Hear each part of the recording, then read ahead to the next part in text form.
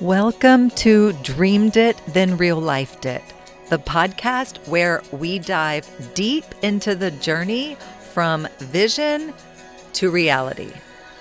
I'm Kelly Jackson, your guide on this path of self-discovery, transformation, and intentional living. Here, we explore everything from mindset shifts and personal growth to spiritual alignment and entrepreneurship, sharing insights, stories, and actionable wisdom to help you live a life in harmony with your dreams. Every episode will dig into what it means to not only dream big, but to actually consciously create the life you envision. Let's turn your dreams into real life.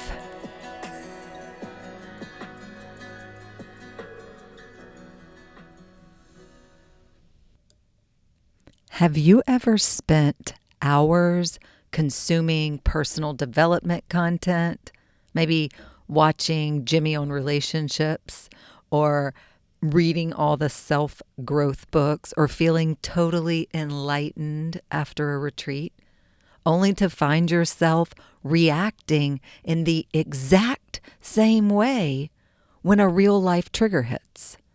You recognize the pattern after the fact, or maybe even during. But in the heat of the moment, your emotions take over and you run on autopilot. So, why does this happen? Why does it feel so hard to apply what we've learned when it actually matters? That's what we're diving into today. The answer lies in the subconscious mind. Transformation isn't just about knowing better. It's about becoming different at a deep level. And that requires integration, practice, and nervous system regulation. And in today's episode, we'll break down why we default to old patterns, the illusion of transformation versus true embodiment, and then how to bridge the gap between knowledge and real life change. Let's get into it. Starting with, why do we revert to autopilot in triggering situations? And we've all had those moments when we swear we've outgrown an old pattern, but when a familiar trigger shows up, we react just like we always have.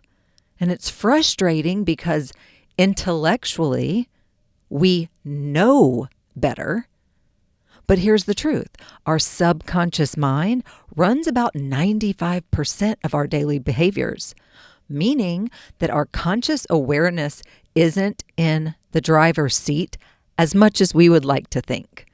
Okay? No matter how much we learn, if we don't rewire what's stored in the subconscious, we will keep repeating the same patterns.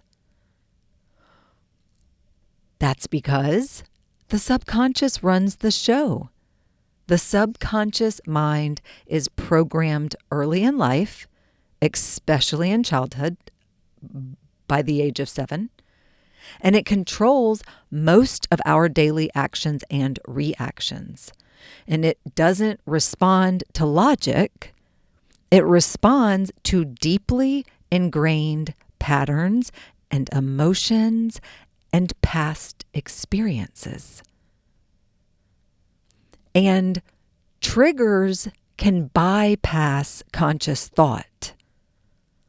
When a trigger hits, we don't have time to think. We feel. And our body reacts before our brain even catches up. And this is because emotional responses are stored in the limbic system, which operates faster than our rational thinking mind. And let's just talk about the limbic system for just a moment. It's a complex network of brain structures that play a crucial role in our emotional experiences and our memories and even our behavior. And it's responsible for things like emotional processing, So it helps us to experience and manage our emotions like fear and joy and anger, like all the emotions, and memory formation. So it's involved in forming and storing memories, and especially the emotional ones. And also like motivation and drive, like it influences our motivation, our desire, our drive. And in that way, it helps us pursue our goals and rewards. And then it also processes like sensory information, such as smells and sounds. And all of these things, as we know, can evoke emotional responses. And when there's dysfunction in the limbic system or like imbalances, it can be linked to things like anxiety disorders, so overactivity, or depression, imbalances, post-traumatic stress, addiction, because the limbic system's reward processing can be altered when people are dealing with addiction. And so all of this stuff going on, and we want to promote balance and well-being in the limbic system. And we can do that through meditation and mindfulness. And I'm going to get into here in a second some more things on this, but we need to do a little overview of this. So as we keep going, I'd like to start with the science so that you understand a little bit what's really going on in there, right? And so some of the things we can do to balance that limbic system, and again, we got into this thinking about how when a trigger hits us, we don't have time to think, we feel, and our body reacts before our brain catches up. And that's because these emotional responses are stored in the limbic system. And so that's why we're talking about this. And so we want to promote balance and well-being in our limbic system, and we can do that through mindfulness and meditation. That reduces stress, promotes emotional regulation. We can do that through exercise and physical activity. And social connection, like nurturing your social connections and building strong relationships. And then even sleep and relaxation, like you can't leave those out, guys.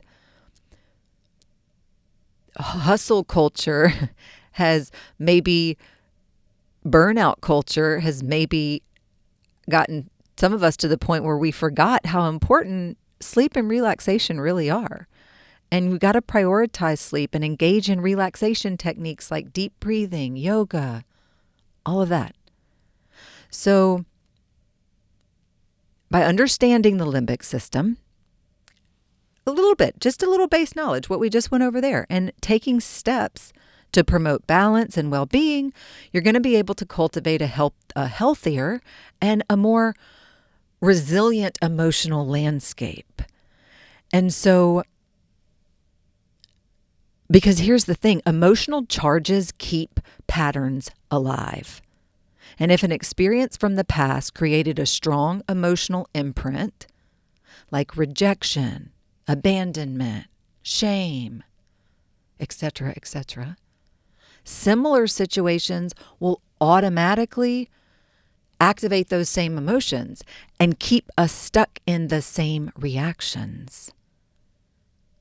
And then repetition just strengthens the pattern. So the more we react in the same way, the deeper the neural groove becomes. And this is why it feels so natural to respond in old ways, even when we want to change.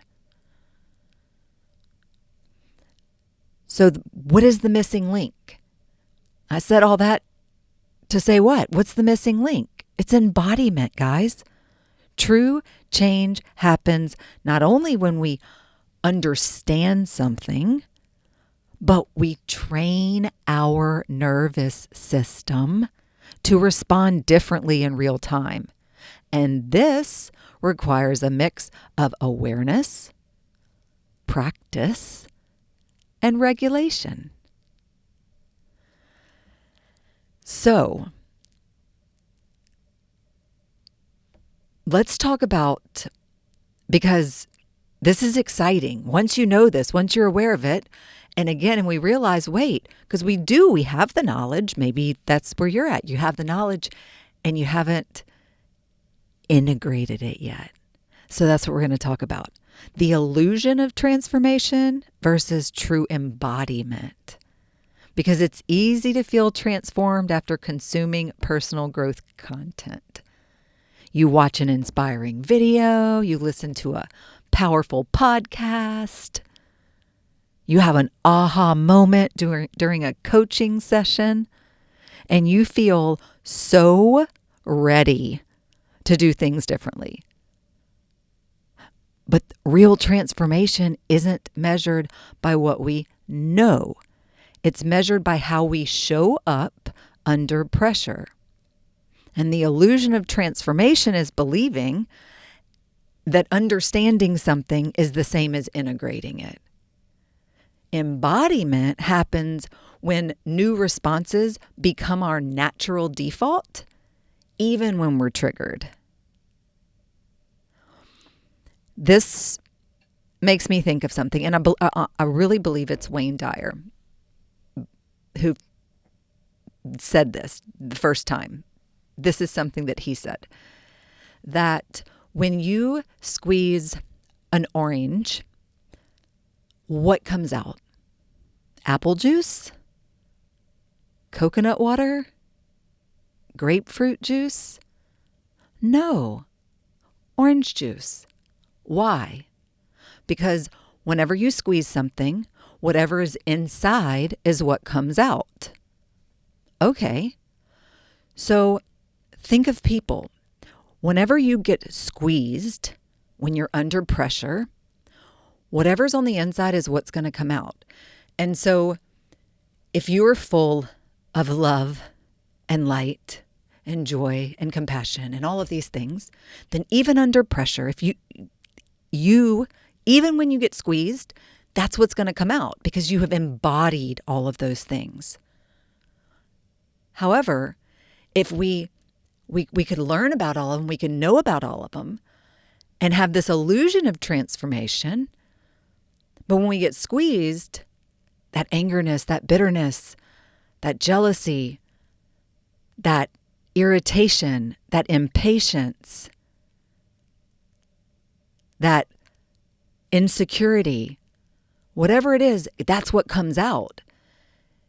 And that lets us know that we've not yet embodied all of those qualities yet, right? There's still something inside because we're getting squeezed and something else is coming out, not the thing that we thought, the illusion we thought that the orange juice was going to come out and it was something else, right? So that lets us know something else was inside. I am a very visual person, and for some reason, every time I hear that story, I can just see it and it makes sense and everything clicks. And I'm like, yeah, I get it. It's true. So there's this intellectual understanding versus a nervous system change. And knowing better doesn't mean doing better. Change has to be stored in the body, not just the mind, for it to stick. And your emotions reveal the truth because you might think that you've healed something. But if a situation still triggers a strong emotional response, it means there's still an unprocessed wound underneath. And self-help content can create a false sense of progress. Reading, watching, or listening to personal growth content feels productive, but without practice, it's like studying fitness without ever working out. So we have to integrate. We have to integrate. We have to integrate what we learn. And real growth happens in the messy moments.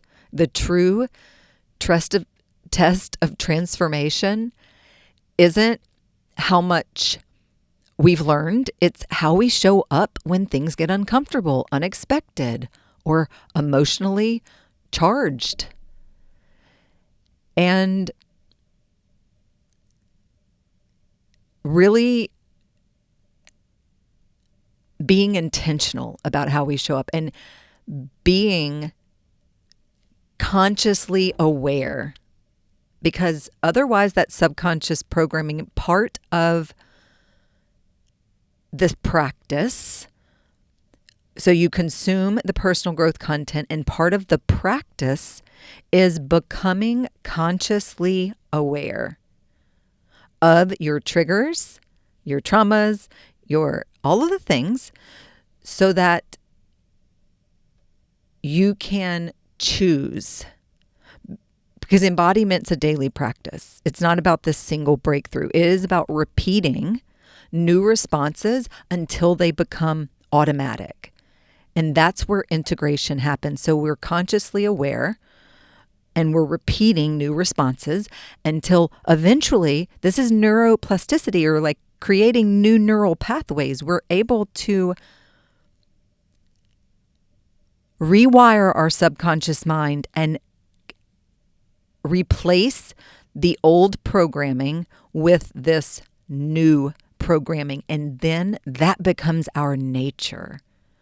And then it becomes who we are and how we respond. And another thing I want to point out is the difference between reacting and responding. And reacting is more of a knee-jerk thing, right? So when something triggers you, come back to your breath. You always have your breath. It's freely accessible to you.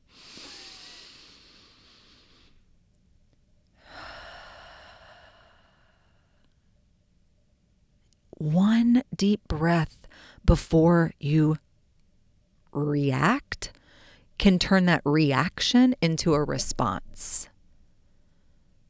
And a response is a lot more intentional than a reaction. And especially if what we're working to do is practice and embody. So how can you bridge the gap then between learning and integration? So like if the key to change is integration, how do we actually do that? The process involves rewiring the subconscious mind and practicing new responses in low-stake situations. And then regulating our nervous system so we don't get hijacked by our old emotions. Change doesn't just happen because we want it. It happens because we're training ourselves for it. And we got to continue doing that. Have you heard the saying, repetition is the mother of mastery? The brain learns through repetition. So we have to practice new responses intentionally before they become automatic. Y'all know I love Brendan Burchard. He has been one of my coaches for years. He's the founder of Growth Day and amongst other things. And there's this thing that he says, and I love it. And it's first, it is an intention, then a behavior, then a habit, then a practice, then a second nature, and then it's simply who you are. That's what we're going for here. I'm going to tell you something else about Brendan. He's got the Growth Day I mentioned. I'll put a link in the show notes. I've been doing this Growth Day since he's had it. It's been many, many years now. And it's a great platform. It's a great app. And talk about repetition. You show up every day. Y'all, it's worth it. He does the daily fires. Some of you've heard me talk about this before. And there are all kinds of resources there. He's the world's leading high performance coach. Just to let you know what kind of coach he is, he's a high performance coach. If that sounds like your jam, Growth Day, it's amazing, and I will link it down below. I will give you my link to check it out. You can check it out for free. Now, so I'm going to tell you one more time what he says, because let this sink in. First, it's an intention, then it's a behavior, then a habit, then a practice, then a second nature, then it's simply who you are. Okay? So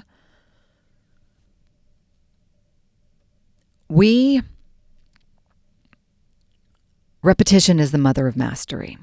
We're being intentional. We're practicing these new responses intentionally before they become automatic. And y'all, mental rehearsal works. And studies have shown that visualization activates the same neural pathways as actual experiences. I've given examples, like scientific studies, actual examples in previous episodes. And mentally rehearsing calm, empowered responses trains the brain to default to them in real life. And so you can imagine, visualize yourself responding to your triggers in a different way. Actually see yourself doing it, like visualize it, okay? Mentally rehearse those calm, empowered responses. And you continue doing that, deepening those neural pathways, the same ones that were deepening by you continuing to repeat old patterns. They were deepening in that way. Now we're going to, through these visualizations, we're going to deepen the new neural pathways that have you responding in a new way. And then again, slow down before reacting. The pause between a trigger and a response is where change happens. Not that knee-jerk reaction, the response, training yourself to take just a few seconds to breathe before reacting. It rewires the old habits. And nervous system regulation is key. And techniques like breath work, grounding, somatic practices, all of this stuff can help keep the nervous system calm so that we can respond rather than react. And of course, celebrate the small wins. Like every time we catch ourselves before reacting in an old way, we're rewiring our brain. And even recognizing patterns after the fact is progress because it builds awareness. And so celebrate the small wins. And this really is about awareness too. And so let's talk about some tools for real-time awareness and nervous system regulation. I would say one of the biggest challenges in breaking old patterns is catching ourselves in the moment before autopilot takes over. And the good news is that there are tools to help with that. And by building body awareness and practicing micro adjustments and regulating our nervous system, we can create a foundation for lasting change. And body awareness is the first step.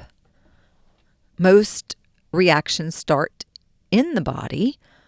Before the mind registers them, it's happening in the body. And so learning to notice physical cues like a tight chest, clenched jaw, fast heartbeat, maybe the shoulders are raising, the fists are clenching.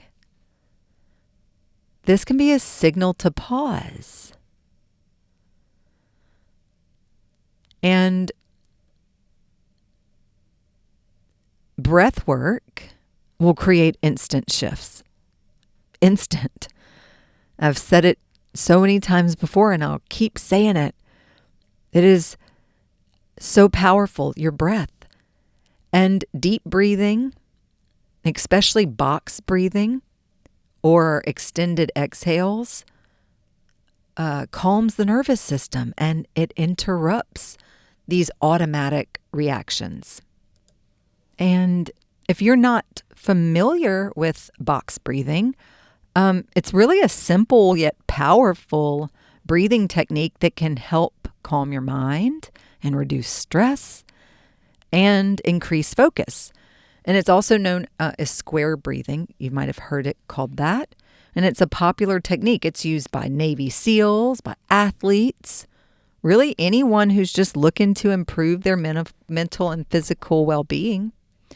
And I'm going to tell you how you can do it. So you find you want to start in a comfortable position, and you can sit or you can stand comfortably with your back straight. And then you inhale for 4 counts. So you're going to breathe in through your nose for a count of 4, completely filling your lungs. And then you're going to hold for 4 seconds. So you hold your breath for a count of 4. And then you're going to exhale for 4 counts. So breathe out through your mouth for a count of 4, emptying your lungs completely. And then you're going to hold again for 4 counts. You're holding your breath again for 4 counts. And then you're going to start over. In for 4, hold for 4, out for 4, through the mouth, hold for 4. And it reduces stress and anxiety.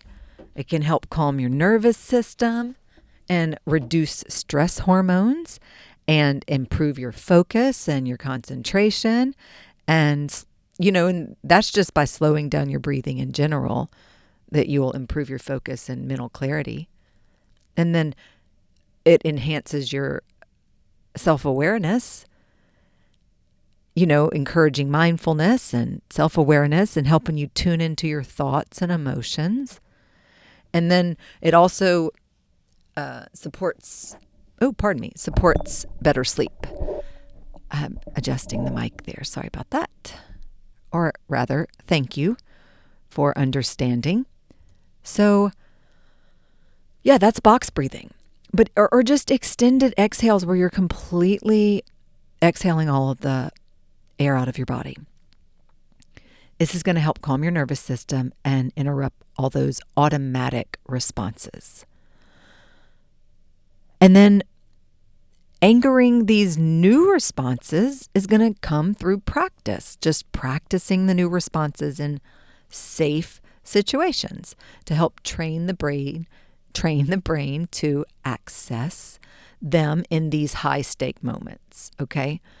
And you can use grounding techniques to keep you present. Like when we're triggered, we tend to dissociate or get lost in spirals, go down the rabbit hole, right? And techniques like feeling your feet on the ground, your bare feet, even if it's got to be your feet with shoes on, that's fine. Just feel your feet on the ground. If you can do it barefoot, even better. And tapping into your senses to help you stay present. Remember this: regulation before resolution. You cannot think clearly or apply logic when your nervous system is dysregulated. So first, calm the body, then deal with the situation. Regulation before resolution. Okay? One of the biggest reasons that we struggle to break old patterns is because on a subconscious level, we still identify with them. If you see yourself as someone who's, quote, bad at relationships or not good with money or always getting triggered, your actions will keep aligning with that belief. Real, transformation happens when we shift our identity, not just our behavior. And something else you'll hear me say is that, your subconscious mind will never outperform your self-image. And that's what I'm talking about. You act in alignment with who you believe you are. And if you see yourself as someone who always gets overwhelmed, your brain will find ways to reinforce that. Shifting your identity is key. And identity upgrades require proof. Your brain needs evidence to believe a new identity. So simple wins, even as simple as pausing before reacting, help rewire self-perception and improve that self-image. And guys, words shape identity. Saying, I'm working on becoming someone who responds calmly instead of, I always overreact. It starts shifting the subconscious programming. These are affirmations, both of them. You were either affirming that you're working on becoming someone who responds calmly, or you're affirming that you always overreact. And your subconscious is responding. So shift your words. Words create worlds. Words shape identity. And you've got to release old labels. That's how you free yourself. Many of our limiting beliefs were given to us by parents, teachers, experiences, coaches, etc., society. You get to rewrite your story. Period. So release those old labels and free yourself. True change, it comes from becoming, not just doing. It's not just about acting differently. It's about stepping into a new version of yourself who naturally operates from that place. Remember what Brendan said, and it just becomes your nature. It simply becomes who you are. But first, it's with an intention. And so we're not just acting different, guys. We are just stepping into embodying a whole new version of who we are that naturally embody and operates from that place because we embody it. There is power, or let's talk about the power of emotional mastery in breaking old patterns. Because when we talk about breaking old patterns, what we're really talking about is emotional mastery. It's not about suppressing emotions or avoiding discomfort. It's about learning how to feel emotions without letting them control us. So the stronger your emotional intelligence, the more power you have to change your reactions. Your emotions aren't the problem. Let me lay it out for you. Your emotions aren't the problem. It's your resistance to them. It's not the emotion itself that causes the problems. It's when we resist or suppress or react from it instead of processing it. So you got to name it to tame it, friends. Simply labeling what you're feeling. I'm experiencing frustration right now. It creates this psychological distance and helps you respond more intentionally. Meaning, and I may have talked about this in the last episode or two, but instead of, we don't want to say, I'm frustrated. I am frustrated. I'm experiencing frustration right now. You don't want to identify as I am frustrated and keep getting more of that. You want to name it to tame it. Name what you're feeling. Label what you're feeling. I am experiencing frustration right now. I am feeling frustrated right now. Not I am so frustrated. that little shift does make a big difference. It is a shift that is made with intentionality to support you breaking those old patterns and reaching the place of emotional mastery. I said earlier that it's not about suppressing emotions or avoiding discomfort. Well, here's the thing. Discomfort, it's not a danger signal.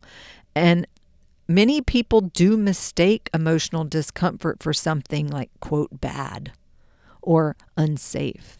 And so rewiring this belief helps us sit with emotions without reacting impulsively.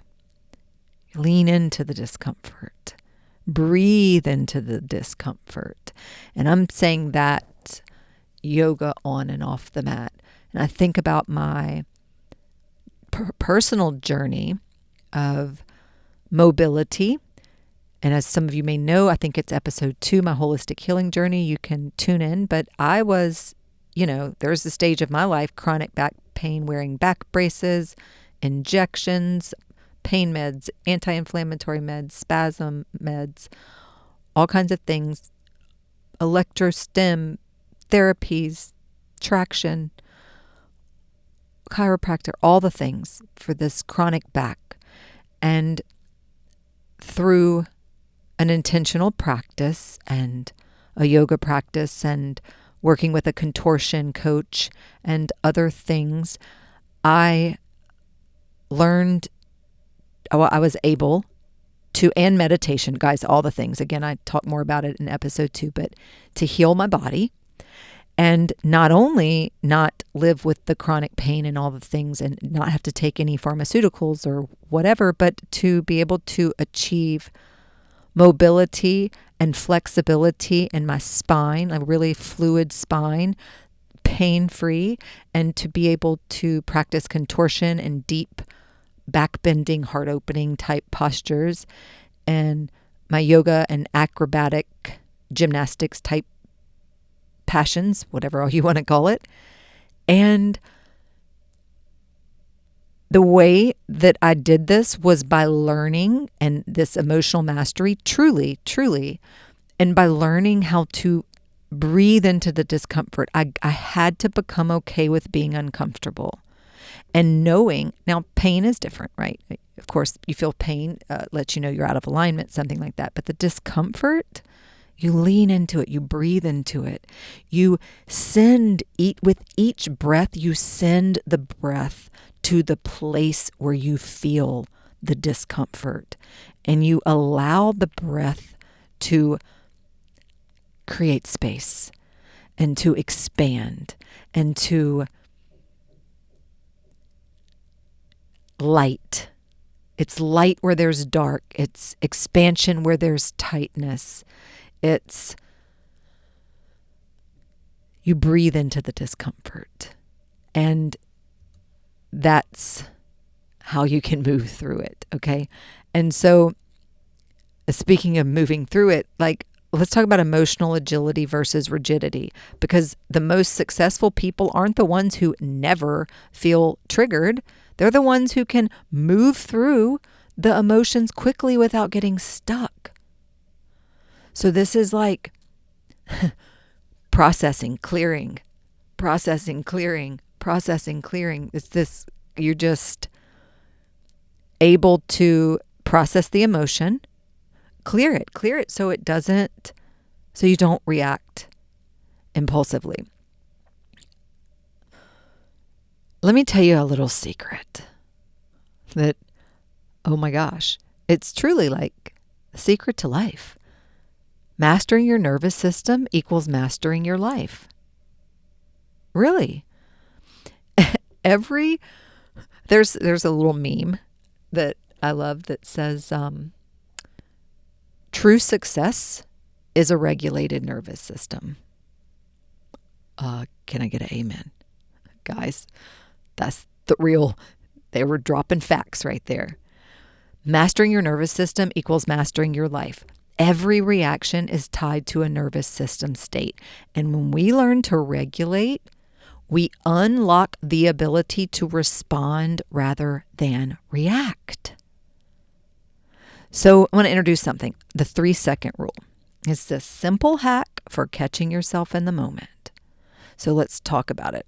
It's a super practical tool, guys, and you can start using it today to help bridge the gap between awareness and action. The 3-second rule.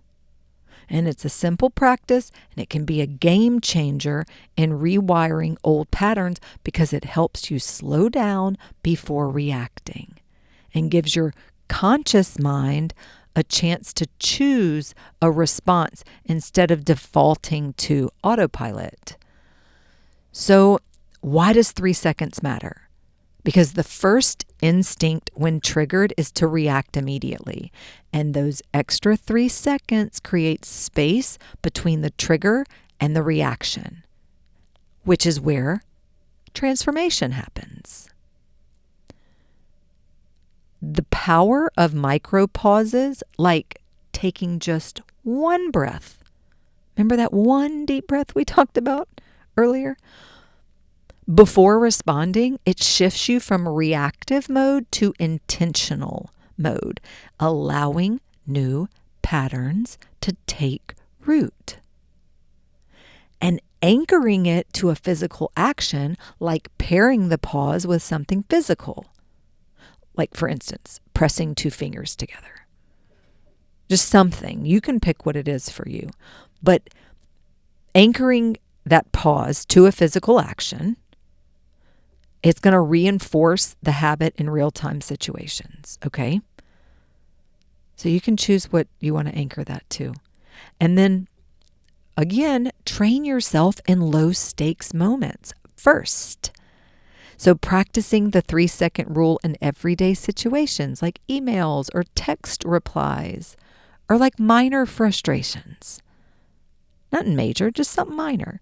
But if you can practice this 3-second rule, get into the habit of doing that, it's going to strengthen your ability to use it during those high stress moments because it's just, again, you're ingraining it. It's becoming part of who you are.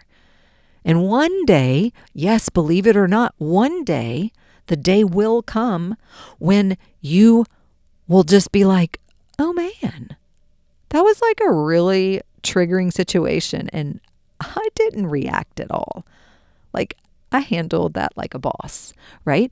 And it's going to like be all kinds of, and it maybe one is triggering you over something work related, and one might be triggering you over something family related, and then a trigger, I don't even know, financial related, a trigger health related, all of the different triggers.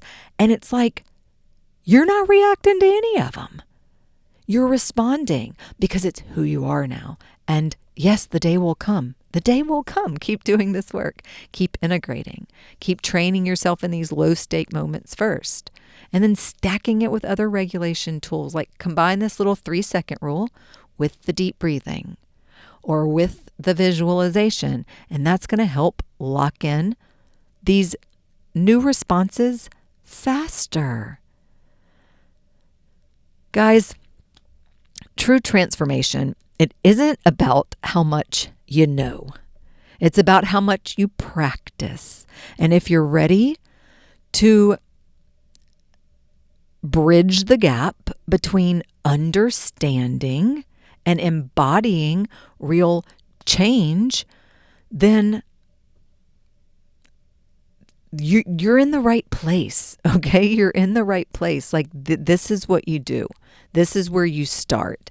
If you felt confused before, because like, why? I watch all this stuff. I feel like I know it, but then when the time comes, it's the same old thing. Well, this is why. Okay? So, and keep in mind too, if you want to do this work and you want the help integrating these concepts into your daily life, like with the tools and the support and the practical strategies to rewire your subconscious and create lasting transformation, I do offer coaching on these topics, and you can check out the details in the show notes. I will link it down for you below. I will also link that Jimmy on relationships. If you've not checked out his content, it's good. And I feel like there was one other thing I may have mentioned that I wanted to. Oh, Brendan, Growth Day. I'm going to link that for you guys as well, for you to check out. And thank you for tuning in to Dreamed It, Then Real Lifed It. I hope today's episode sparked something powerful within you. Remember, every step you take towards your vision counts, no matter how small. If you enjoyed today's conversation, please take a second to hit that subscribe button or leave a review. That would be amazing. Or share the podcast with someone who's ready to bring their dreams into reality too. And if you're looking to dive deeper, connect with me on social media at Dreamed It, Then Real Lifed It, or at BE_what you want. Or visit dreameditthenreallifedit.us for more resources on aligning your life, business, and dreams. Until next time, keep dreaming and keep manifesting your dreams into real life. Love you, friends.